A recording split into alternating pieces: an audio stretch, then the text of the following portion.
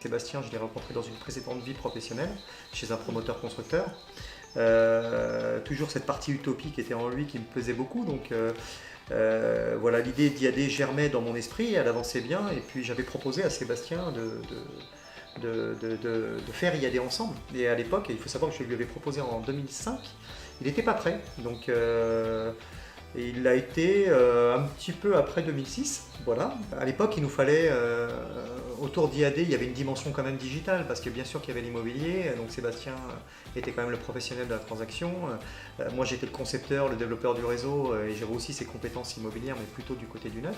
Et il nous fallait une compétence dans le digital. Et donc je reçois un appel de Sébastien, donc, que je connaissais depuis quelques temps. Sébastien m'appelle et il me dit écoute, je suis en train de lancer un nouveau projet, j'aimerais te présenter quelqu'un et je vais passer à ton bureau. Et donc arrive Sébastien et arrive Malik. Et alors pour le coup Sébastien ne dit pas un mot pendant tout l'entretien.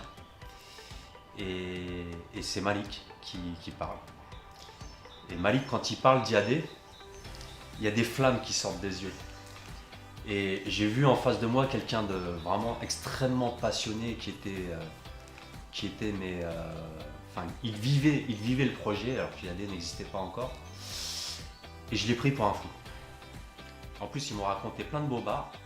Ils m'ont dit qu'ils avaient un cabinet d'avocats dans un immeuble. Alors moi à l'époque j'habitais à Paris, donc Melun je connaissais pas du tout. Je me suis dit c'est quoi ce bled? Ouais, on a un cabinet d'avocats, ils occupent tout un building. On a un cabinet d'expertise comptable, c'est les rois de la finance, ils occupent tout un building. C'était pas faux, c'était pas faux. Mais bon. Je me suis dit c'est un fou.